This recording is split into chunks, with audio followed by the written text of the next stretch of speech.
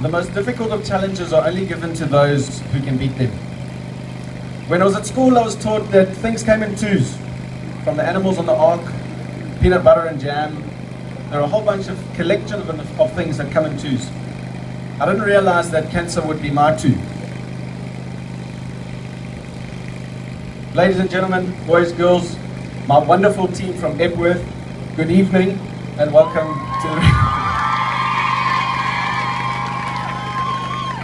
As you heard from Anant, my name is Curtis. I'm currently a teacher at Maritzburg College, and standing in front of people and delivering messages is my daily job. But this takes the cake. I've been preparing for this for a while. I've really been looking forward to it, and I hope you enjoy what I've got to say. I'll soon be jetting off to the UAE to take on the next chapter of my life, a bit of a change, and I don't think I'd be having that experience if it weren't for the two cancer experiences that I've gone through. I'm thankful, and yes, you heard that correctly. I am thankful that I've had cancer twice.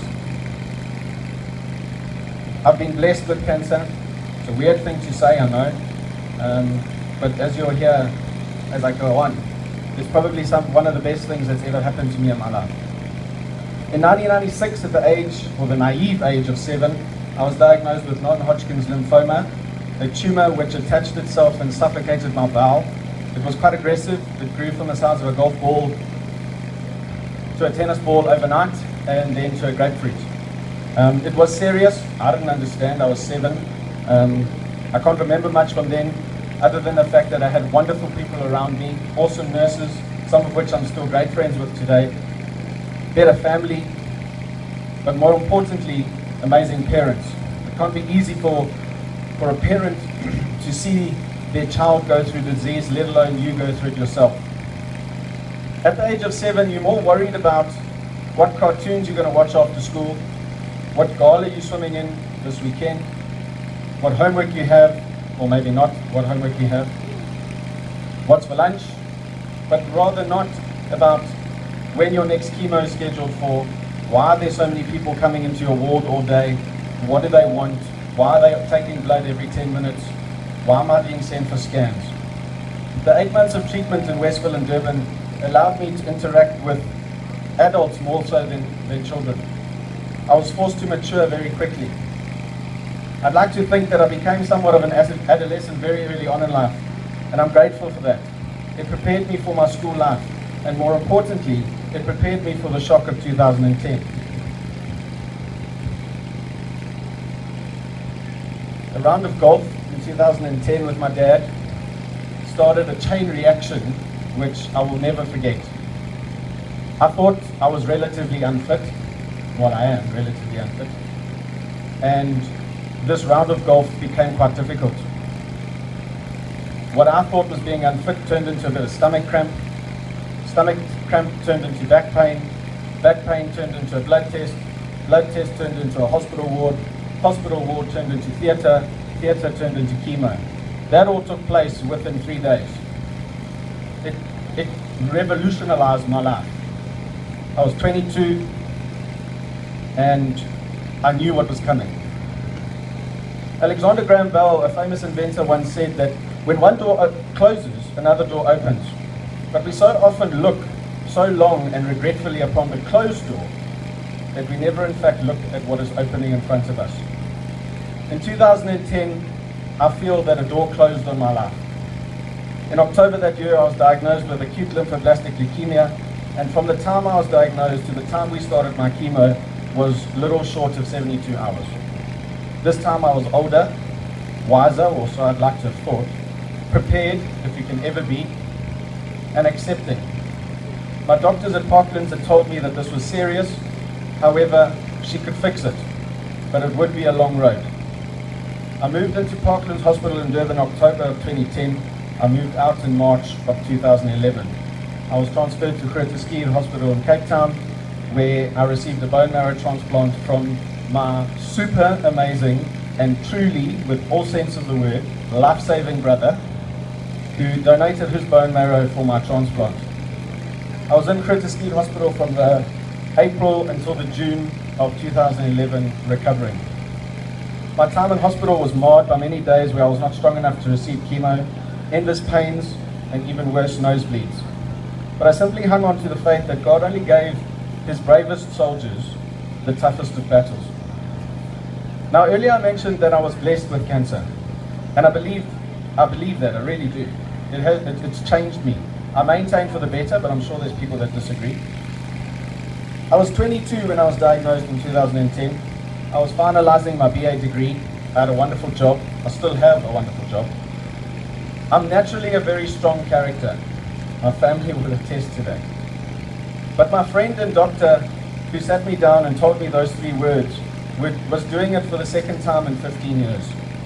My character took on a super boost, and I became, or I rather morphed, into what I think is a stronger character. My family and friends rallied together and supported me, but I often shifted that support onto my parents.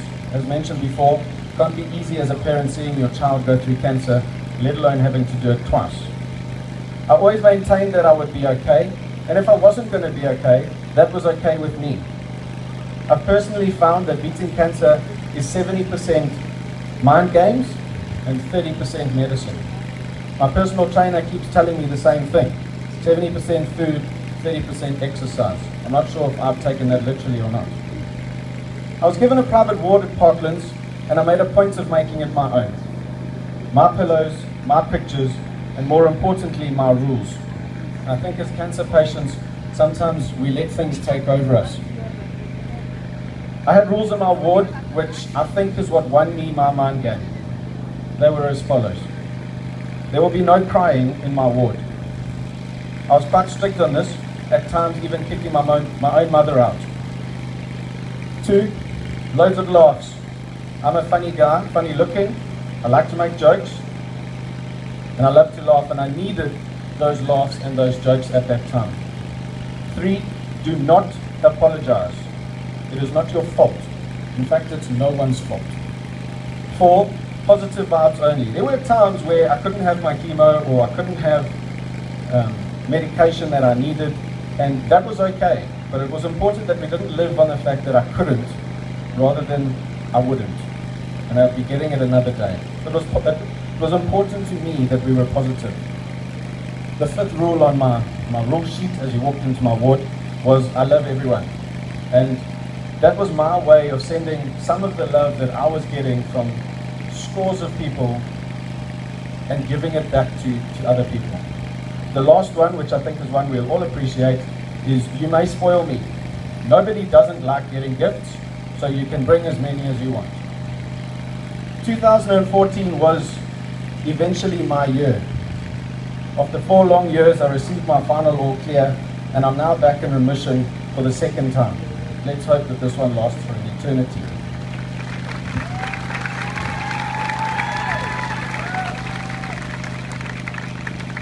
Cancer is something that we treat quietly and respectfully. I think we should be loud and bold about it.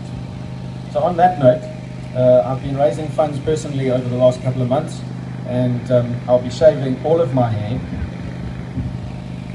off this evening. And I think the girls from Epworth are really looking forward to that experience. And I'd like to thank everyone that's been here, that's contributed to my personal drive, and hopefully this evening we can further that donation.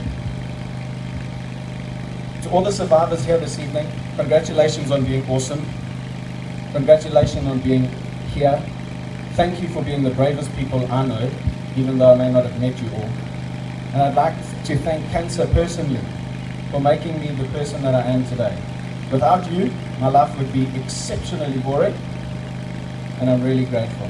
To conclude, a diplomat from Germany once said, life only demands from you the strength that you possess. 1 feat is possible, and that's the feat of not running away. Thank you, and enjoy your evening.